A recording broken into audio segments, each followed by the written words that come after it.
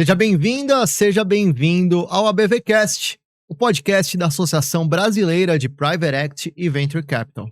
Eu sou Rodrigo Loureiro e no episódio de hoje nós vamos discutir os investimentos sustentáveis, investimentos de impacto e como eles se relacionam com esse ambiente de Private Equity e Venture Capital. E para conversar sobre esse tema que é tão importante, tão relevante nos dias atuais, eu converso com Renato Ramalho, sócio fundador da Capital, ou KPTL, aí você escolhe como você prefere. É isso Renato, aí. seja muito bem-vindo. Obrigado, Rodrigo, obrigado. Tema muito brasileiro, né? Só para complementar o que você falou, um tema de sustentabilidade e impacto é um tema muito brasileiro. Então vamos lá, estamos aqui para... Já que é um tema muito brasileiro, queria que você fizesse uma avaliação para a gente, como que o Brasil se insere nesse mercado de investimento de impacto. A gente está ali próximo da liderança, é um país de destaque nesse setor? Uau, boa pergunta, assim, vamos tentar ser conciso aqui na medida do possível, vai. Eu acho que é impossível você tirar o Brasil do cenário de sustentabilidade do ponto de vista global, né? E isso tem diferentes nomes até, agenda de clima, agenda de impacto, que muitas vezes se confunde um pouco, impacto tem uma outra tecnicidade sobre Claro. impacto, indicadores, etc.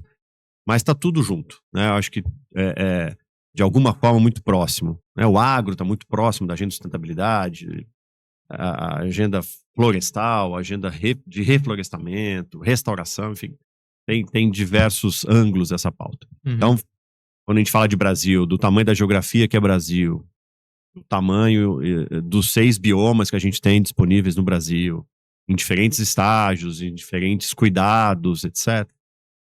O Brasil é uma peça importante, necessária e óbvia, né? Acho que isso é uma análise bem objetiva. A liderança, que liderança que a gente está falando, né? A gente lidera do ponto de vista de oportunidade de mercado, né, para serem investidas, ou seja, esses biomas vão receber investimentos. Eu estou falando de bioma, a comunidade que está ali, né, a sociedade que está ali embaixo, se relacionando com esse bioma, o próprio bioma, enfim, né, sem gastar muito tempo com isso. Mas, em tese, sim, as geografias são gigantes, a gente tem capacidade para absorver bastante investimento, para fazer muita geração de riqueza a partir dessa geografia ou dessas demandas energéticas, etc., que a gente tem no Brasil. A gente não tem uma liderança de capital, né? A gente ainda é um país que tem restrições de capital, quando a gente fala de investimentos alternativos, de longo prazo, muitas vezes de baixa liquidez, né? Convivendo com juros altos, né? Que criam um perfil muito, muito típico da poupança brasileira, que deveria ser investido em diferentes produtos e hoje acaba ficando muito concentrado, né, em ativos que são mais ligados à CDI, etc. Então, na liderança do ponto de vista de investimento, não, né? Acho que não. Mas tem boas iniciativas, até mesmo nesse sentido. O EcoInvest está aí, né, com números que acho que não tem ninguém que está ficando impressionado positivamente com os números que estão vindo dos leilões de EcoInvest, né? Ontem foi anunciado aí o 3, né, com números realmente, né, de mais de 15 bi, alavancando um total de mais de 50 bi, né, para investimento em equity dentro da pauta de clima, da pauta de sustentabilidade, de novo, né, uma pauta bastante ampla. Então, acho que o Brasil tem um dever de casa para continuar sendo feito do ponto de vista de ter um ator importante na liderança ou compartilhando liderança com outros países dentro da pauta de sustentabilidade, de impacto, etc. Eu acho que outros setores podem estar também, de novo, produzindo efeitos de sustentabilidade, de impacto, de novo, eu volto para o agro, serviços públicos, né, que tem um olhar social bastante forte, a gente está bastante envolvido, né, que a gente chama de GovTechs, etc. Você fala de saneamento, educação, saúde, segurança pública. Então, tem outros ângulos também que a gente pode olhar o Brasil como um grande mercado em muitas dessas verticais, desses setores, vamos dizer. A gente sim, o GovTech, que a gente olha, há bastante tempo a gente investe. O Brasil, de acordo com o relatório da ONU, é o segundo país mais digital do ponto de vista de serviços públicos federais do mundo, né? A gente só perde para a Coreia do Sul. Então, o Brasil não é só agro, né? O Brasil não é só Amazônia. A gente também é um país que consegue fazer um nível bastante profundo de digitalização de serviços públicos. Então, tem outros olhares dentro de vista de mais de impacto, menos sustentabilidade. Você fala de saneamento, mistura as duas coisas, né? Então, mas de novo, voltando aqui ao cerne da sua pergunta, é uma pauta que o Brasil está presente. Sim ou não, a gente pode discutir liderança, mas com certeza é uma pauta que o Brasil está presente globalmente falando. E até esse era o gancho que eu queria, Renato, porque quando a gente fala de investimento de impacto, talvez a primeira coisa que a pessoa escute, né, que ela vai pensar é sustentabilidade, meio ambiente, controle climático, evitar tentar limpar a poluição, enfim. E não é só isso, né? Não. Investimento de impacto engloba muito mais coisa. Muito. Pensando assim em setores, onde que você vê que está o apetite maior do investidor aqui no Brasil? É em GovTechs, é na digitalização de algum serviço? Onde que o dinheiro está entrando aqui? Hoje está entrando na bolsa. Tem isso aí. Não, mas acho que tentando olhar a longo prazo, que a gente analisa aí, né? A Capital está há mais de 22 anos fazendo investimentos em empresas de base tecnológica, inovação, venture capital no Brasil. A gente vem de um ecossistema bastante agnóstico, até porque o ecossistema era pequeno, então não dava para você ficar nichando ou criando muita especialização. Sou do agro, sou do clima, sou de impacto, não sou de impacto, porque o ecossistema dentro dessas caixas, dessas gavetas era muito pequeno. Então, Sim. todo mundo lá no comecinho dos anos 2000 que começou fazendo venture capital, olhar tudo que dá. Então, as casas e os fundos eram o que a gente chama de agnósticos, né? Desde que seja um bom ativo, com uma consistência de produto, de tecnologia, vamos embora. Com o passar do tempo, os setores foram amadurecendo do ponto de vista de volume de empreendedorismo dentro daquele setor, tecnologia disponível, demanda tecnológica dentro daquele setor, e alguns dessas gavetas foram amadurecendo e criando competência e volume suficiente para se criar veículos dedicados. Né? Então, o agronegócio, desculpa, eu vou usar o agro aqui, porque é um exemplo fácil para todo mundo, né, do Brasil pensar. O agro foi um setor que hoje é um setor maduro, tem um volume razoável de empreendedorismo, assim, bem investido no Brasil por venture capitals e etc. O setor de saúde é um setor musculoso no Brasil. Né? Muitas particularidades do Brasil, tamanho de mercado, população, SUS, enfim.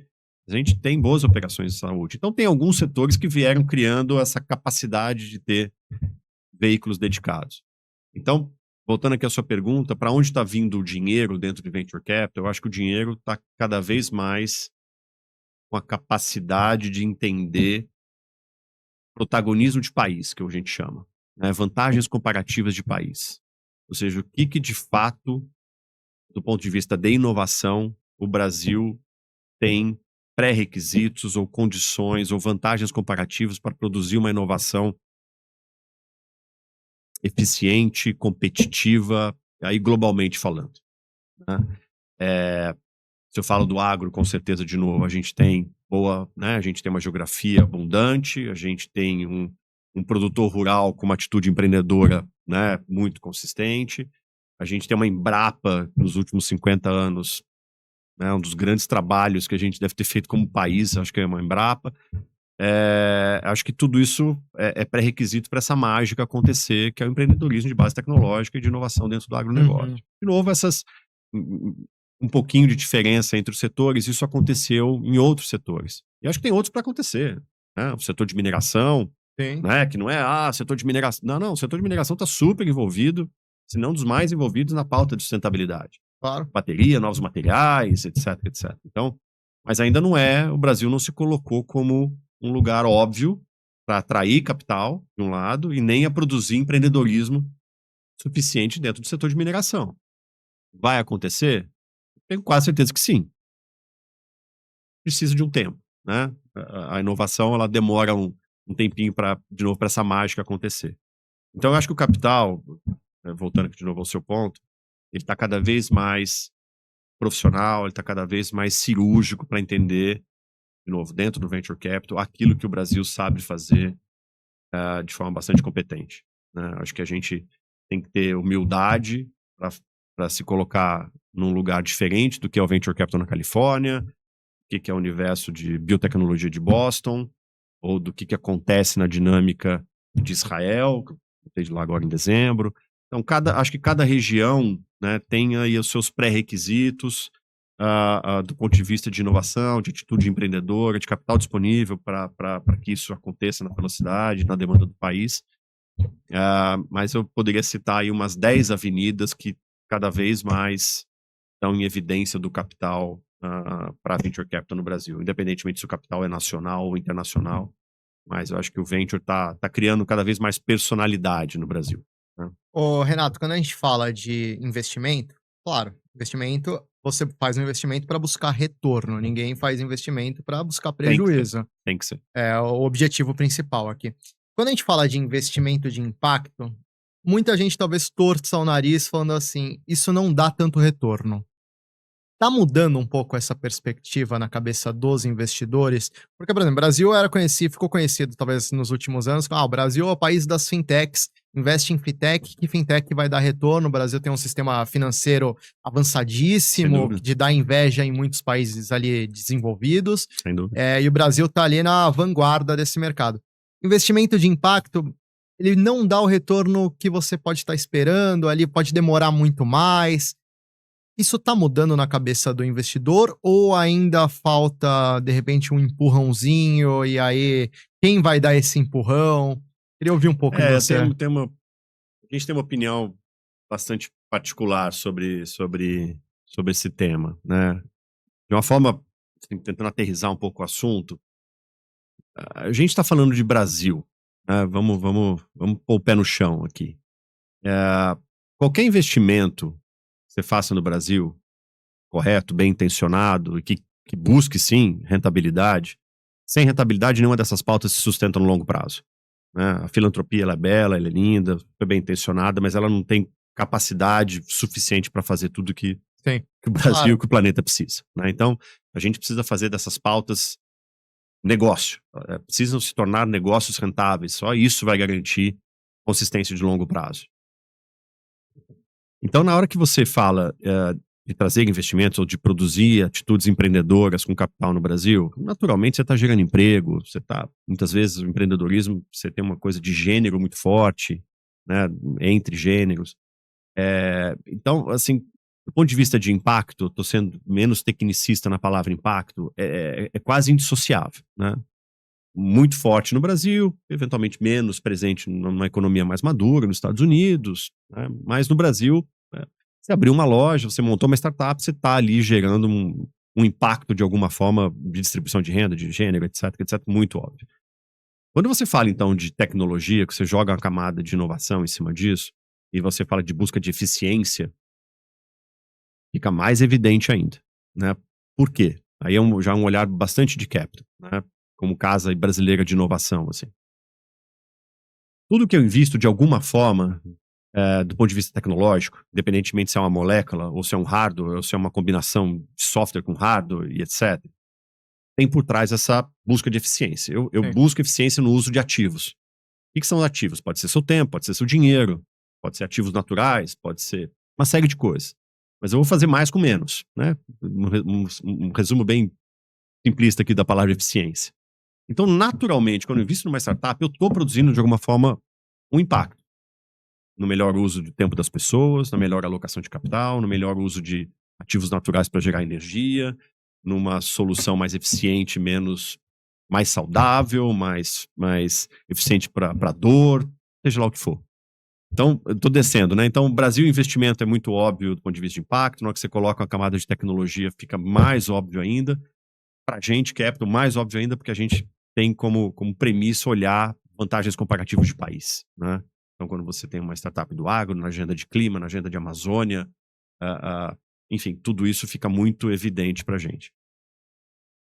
Tem coisas que são mais óbvias para você trazer uma camada mais técnica de impacto? Tem, né? Putz, ali eu consigo de fato mensurar os indicadores de impacto que são importantes, que são naturalmente e legitimamente nasceram com aquela startup, né? Eu acho que tem que ser uma coisa legítima, não inventada, né? Para se tornar uma história mais bonita, mais sexy para falar com o investidor. Estou indo lá para a sua pergunta.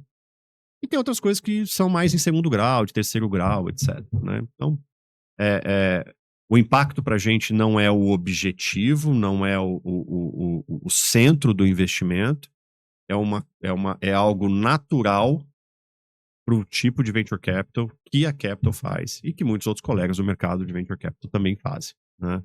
Por quê? Porque estamos no Brasil e tem todo esse arrasto de benefícios que o investimento traz. Indo para o ponto do investidor, eu acho que, em muitos casos, a separação e a criação dessas terminologias todas atrapalha. Você gera uma série de sofisticações quase desnecessárias. Terminologias que você quer dizer? Impacto, ESG, Tá. sou clima, sou fintechização. O Venture Capital adora criar terminologias, né? E você quem que é? Então você não participa. Isso muitas vezes a gente tenta fazer bons atalhos para as pessoas entenderem de forma mais fácil o que a gente está querendo dizer, né, dentro do Venture Capital. Muitas vezes não é fácil te falar do que eu faço, do que é aquela startup. Então eu quero criar umas palavras que resumem um pouco, né, do que elas fazem, de quais são os micro setor ali. E eu acho que isso muitas vezes atrapalha. O investidor começa a criar perguntas que ele não precisava necessariamente se preocupar, né? Tem investidores, sim, que, olha, eu sou impacto, eu dou menos importância para rentabilidade, eu sou investidor com um caráter mais filantrópico, etc, etc.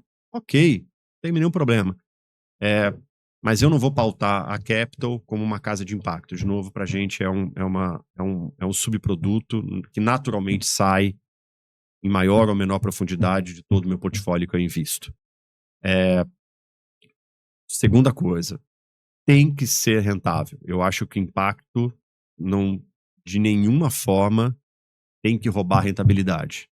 Essa é uma frase importante. Impacto tem que ser rentável. Tem que ser rentável. Eu falo isso, eu tive na COP, a gente está super envolvido nessa pauta de Amazônia, que ainda é um ecossistema imaturo, que a gente está tentando amadurecer, e principalmente lá, né, no estágio que está inicial, a gente não pode levar esse peso de premiar impacto em detrimento à rentabilidade. Isso não é justo, né? Ou seja, é um lugar que precisa de dinheiro de longo prazo, agendas que estão no estágio muito inicial, então a gente não pode gastar, né, ou criar fricção com o capital que precisa ir para lá. Eu sou impacto, eu sou meio impacto.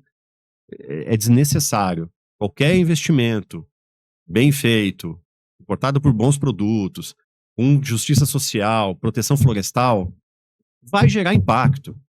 Tem mais indicador, tudo bem, depois a gente vê isso, né? Mas se as premissas básicas de qualquer bom investimento está sendo respeitado, o impacto vai ser produzido, né? Então a gente tem um lado um pouco mais financeiro, vamos dizer assim, respeitando todo o bom senso, a ética, etc, etc. Então, para a gente, rentabilidade em primeiro lugar. As premissas que eu tenho, né, de valores culturais, éticos, bom senso, etc. Rentabilidade para a gente é algo que sustenta o negócio no longo prazo. Não dá para a gente colocar o impacto e isso roubar um pedaço da rentabilidade, porque menos capital vai ficar disponível para a gente. E aí todo o efeito que a gente quer produzir a partir do investimento vai ser também reduzido, etc, etc. Então, não sou contra a pauta de impacto, a gente tem fundos classificados como impacto, a gente tem um framework proprietário de impacto, tá tudo certo. Mas eu não é igual você falar, sei lá, eu acho que toda casa de venture capital, como toda casa de private equity, toda casa de investimento, vai ter que falar sobre o tema. Do mesmo jeito que numa diligência que eu passo hoje para um investidor, ele me pergunta sobre o time, me pergunta sobre o histórico de fundos, me pergunta sobre tudo, ele me pergunta, e qual é a sua atitude sobre ESG? Quais são os indicadores de impacto que você tem? Todo mundo, de alguma forma, vai ter que responder isso. Vão ter casas que falam, olha, não tenho nada para falar, não sei falar, não quero falar. Vai pegando um extremo. E vão ter outras casas que vão ser mais restritas, se dá para falar isso, acho que, sei lá, que vão premiar um pouco mais toda essa tecnicidade de impacto, que é legal. Então não é um julgamento de certo e errado. Eu só acho que os dois extremos, você está abrindo mão de falar com mais capital, um benefício que eu não sei se realmente, na prática, ela é gerado. Entendeu? Mas aí, sendo bem direto, o retorno, ele é mais demorado ou menor do que investimentos de impacto, ou isso é pura balela? Eu acho que não muda nada, Rodrigo. Assim, eu não vou. Tem tanto caso. é, é, assim, a gente olha, quando está fazendo a Uhum. análise de investimento, a gente olha porque passa pelo framework lá e fala: olha, agora eu não consigo não investir, ou investir mais, ou investir menos em um ativo pelos pré-requisitos de Sim. impacto dele. Eu poderia falar não, que o impacto fosse negativo, né? Mas aí é contrassenso ao venture capital. Ah, vou investir mais porque esse cara consome mais combustível. Ah, não, porque esse cara põe mais fogo. Isso não tem nada a ver com venture capital. Claro. É quase impossível investir numa startup que vá na contramão do impacto. Quase. Né? Tem coisas que Tem podem coisas ir. assim. Então, acho que esse é um pouco do nosso olhar. Assim, a gente não abre mão de rentabilidade, nem para SG, nem para impacto. Acho que não muda nada. Para a gente não muda nada. Acho que é só mais um bom pré-requisito que tem que ser respondido de forma consistência, técnica, profissional. Mas isso não pode se tornar, no limite, um problema para a gente começar a negar capital. Entendi. Para um país como o Brasil, para um venture capital que demanda capital, indo para a pauta de sustentabilidade, como os biomas que a gente tem no Brasil demandando capital, etc, etc. Você falou sobre esse COP30. Bom, o Brasil sediou a COP30, é um evento fantástico. Fantástico. Queria que você, bom, você estava lá. Como que o Brasil hoje ele se posicionou na COP30, principalmente nesse setor de venture capital e private equity, em relação às mudanças climáticas, essa questão da sustentabilidade? O que você viu lá que pode ser importante para o futuro? E que não vai ficar só no discurso, porque isso eu É, acho que é um ponto mais importante, né? esse do 1º de janeiro começou como é que a gente mantém esse A pratinho gigante, cobrança, né? né? Exato. Assim, a gente, desde 2013, a gente fez um primeiro fundo de meio ambiente, né? Foi super bem, estamos fazendo aí dos últimos ativos. E aí, desde 2020, a gente começou uma nova jornada em clima. Só para dizer que a gente está bastante envolvido nessa Claro. leitura. Acho que a gente conseguiu aí, hoje, ter um certo repertório sobre esse tema e como o Brasil e os investidores se posicionam. Sei lá, acho que mais recentemente, 4, 5 anos atrás, provavelmente era uma agenda. COP há 4, 5 anos atrás teria uma importância muito menor na agenda das pessoas, né? Dos Uhum. investidores, dos meus colegas, independentemente do venture, do private equity. Mais recentemente, que a gente andou tentando vender esse Brasil verde para captar dinheiro lá fora, é muito difícil. Né? Investidores estrangeiros, eu quero olhar a pauta de clima, e você falava de Brasil, ele fala, mas eu não tenho mandato para o Brasil. Você fala, poxa, mas não faz sentido você olhar clima e não olhar Brasil. Mas o câmbio, não, mas o ex-presidente era assim, era assado. O cheque, um outro pronto, meu cheque é muito grande, eu tenho que fazer cheques, né, de 50 a 100 milhões de dólares, posso ter até 10% de um fundo, os fundos lá são muito pequenos para encaixar um cheque. Sim. Eles tinham um repertório de justificativas para não vir para cá. Um repertório. E nem sequer pegavam um avião para vir para cá. E aí eu tô falando de investidores institucionais, corporativos, family offices, Gente enfim, grande no mercado. gente grande, Europa, Estados Unidos. Era uma conversa muito frustrante, né? Fala assim, poxa, eu tenho um universo desse verde para ser investido, N E oportunidades. o pior é que dinheiro tem, né? Porque eles estão falando que o dinheiro tem e tá alto. O pior é isso. E você ia lá, conversava com esses fundos institucionais, fundos gigantes, né? E o cara fala, pô, 50 milhões de dólares, 100 milhões de dólares. Cara, isso aí é um cheque de um fundo só. Só o seu cheque é um fundo no Brasil. Fator câmbio, fator preço dos ativos no Sim. Brasil, etc. Era muito frustrante, né? Porque a conversa era muito rasa, era muito pobre. Muitas vezes a pessoa falava até com desconhecimento, né? De novo, falar de clima e o cara não saber minimamente o que é Brasil, né? Tamanho, o que tem de oportunidade, o que é matriz energética do Brasil e etc. Era muito, muito triste, assim, como brasileiro. Uhum. COP mudou radicalmente o jogo. COP tava todo mundo aí. Todo mundo, né? Teve um lado aí que recentemente não teve autorização para vir, mas o resto tava todo mundo aí. Né? Para mim foi o maior evento em que eu vi diferentes e os principais investidores em sustentabilidade, em clima, reunidos no mesmo lugar. Né? Assim, todos os bancos de fomento, grandes corporações, nacionais, internacionais, uma atitude pelo menos positiva de querer fazer. O cheque já não é mais tanto um problema, que o cara pisa que ele entende, fala, agora entendi porque 100 milhões de dólares eu não posso colocar, porque não tá pronto ainda. Sim. Vamos colocar 20, depois a gente chega lá no 100 daqui a pouco. E tem muito mais do que 100 para fazer aqui, né? Então, a atitude em relação, o estar presente aqui, acho que muda radicalmente a opinião do decisor do dinheiro lá fora, né? Eu acho que para algumas corporações brasileiras mudou também. Eu acho que tinha muito desconhecimento, mesmo interno ainda, do que é essa oportunidade na agenda verde brasileira. Eu não estou falando só de Amazônia. Tá. Carbonização, transição energética, restauração, né? O que a Embrapa fez dentro de COP estava demais, toda a parte do agro dentro de COP. Então, o Brasil tem muito mais oportunidades verdes do que simplesmente um bioma. Sim. Que é gigante, óbvio, mas tem muito mais coisa pra gente fazer e com muita capacidade criada dentro de casa pra gente fazer dinheiro disso. Então, a COP acho que mudou opiniões, acho que a COP tangibilizou o tamanho do mercado e da oportunidade. Não vou entrar na pauta política, que é uma pauta de outros assuntos que ajuda, Sim. poderia ajudar o capital, mas aí acho que tem muita coisa em papel ainda que precisa materializar. Mas eu fiquei lá 8 dias, Capital ficou lá 11 dias ao todo, né? E para mim foi um dos grandes eventos do ponto de vista de captação, conversar, interagir com potenciais investidores. Eu nunca fui em nenhum outro evento fora do Brasil com essa mesma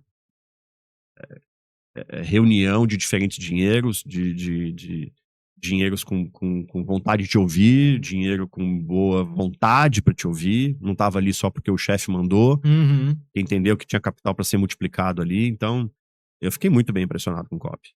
Ô, Renato, o que vem pela frente aí, 2026, e aí eu vou colocar alguns contextos. Bom, aqui no Brasil, a gente tem um ano de eleição, um ano que promete ser conturbado, um ano que, aliás, já começa Ou muito não. agitado, né? Um ano que a bolsa já dispara, batendo recorde, o dólar cai, coisas que ninguém esperava, talvez, nesses primeiros 30 dias do ano, enfim. E a gente tem também nos Estados Unidos, Donald Trump caminhando para o seu segundo ano. É um presidente polêmico, que e que fala muito sobre essa questão de sustentabilidade, muitas vezes com um discurso que não é o adequado, vamos colocar assim. O que vem pela frente agora em 2026, tanto num cenário global, quanto num cenário aqui Brasil, um cenário doméstico? Assim, pra gente vai ser um ano de manter ritmo de investimento que a gente veio de 25. Eu não consigo ver maior ou menor ritmo de investimento. O ecossistema continua saudável, crescendo, do ponto de vista de empreendedorismo brasileiro. Boas oportunidades continuam a surgir, independentemente do Trump, do CDI, etc. Né? Tem uma atitude empreendedora muito saudável no Brasil. A gente, particularmente, vai até pelo amadurecimento dos fundos, vai acelerar, já vem acelerando de 25, desinvestimento. Por incrível que pareça, a pauta de desinvestimento continua uma pauta, né, porque já veio de 25, segundo semestre principalmente, gente sendo muito consultado sobre potenciais aquisições, isso é um bom termômetro. Então, para a gente vai ser um ano de desinvestimento, bastante atenção em desinvestimento. Do ponto de vista de captação, essa pauta internacional atrapalha, né? Porque você tira a prioridade dos decisores sobre câmbio, sobre política, isso tudo cria páginas na sua apresentação que você não precisaria falar, você gasta tempo, você tira atenção, né? Eu acho que para alguns setores, de novo, acho que como o clima, acho que continua forte. Se tem uma pauta que a gente continua podendo falar bem, é uma pauta de clima. E, de novo, não clima, acho que transição energética, carbonização, agro, barra sustentabilidade. Eu acho que a gente continua tendo bastante capacidade de falar sobre esses temas. Mas eu estou muito mais animado com a dinâmica interna, né? Eu acho que o Brasil fez uma iniciativa de Ecoinvest louvável.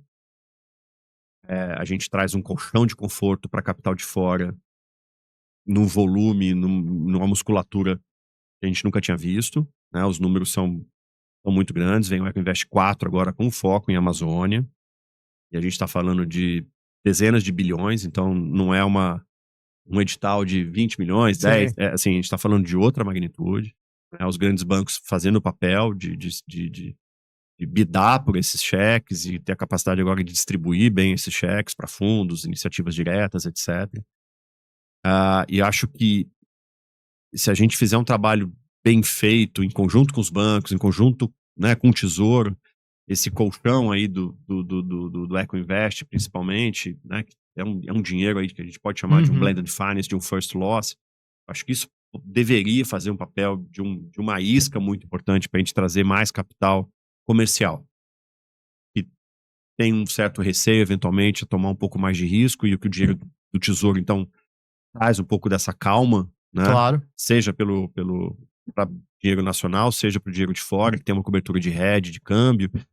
Então, eu estou mais animado do ponto de vista de captação dessa força que venha do Brasil. Essa iniciativa de Ecoinvest, para o ano de 26, deveria produzir bons efeitos, cara. Produzir bons efeitos. Eu não acho que o juro vai cair forte o suficiente para que a gente vá ainda, né, a gente vai destravar a poupança nacional para vir para alternativos. Ainda não. Acho que 27, querendo ou não, a gente vai ter que fazer algum ajuste aqui na casa, né? Acho que é isso. Uma hora vai ter que ter um ajuste um pouco mais severo, né? Acho que esse ano vai ser um ano um pouquinho mais, digamos, de um ajuste mais leve para 2027, preparar o terreno para 27. Né? É isso. Renato, queria muito te agradecer por essa conversa. Cara. Acho que foi uma conversa muito rica sobre investimento de impacto, investimentos sustentáveis, diferentes assuntos. Espero que você volte mais vezes aqui no ABVcast.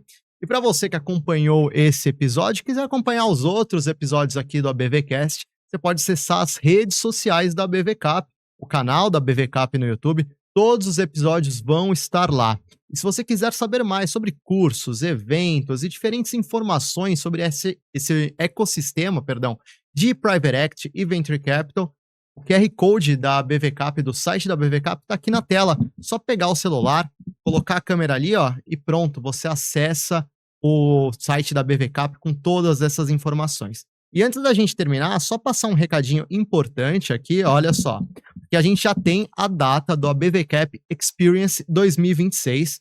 Vai ocorrer no dia 21 até o dia 23 de setembro, aqui em São Paulo, na capital paulista. Vão ser 3 dias de muitas discussões, diversos fóruns com as principais autoridades desse setor de Venture Capital, Private Equity. Claro que o nosso Renato Ramalho vai estar lá. Então, acompanhem, entrem no site, curtam os vídeos aqui, compartilhem e a gente se vê na próxima aqui no ABVcast.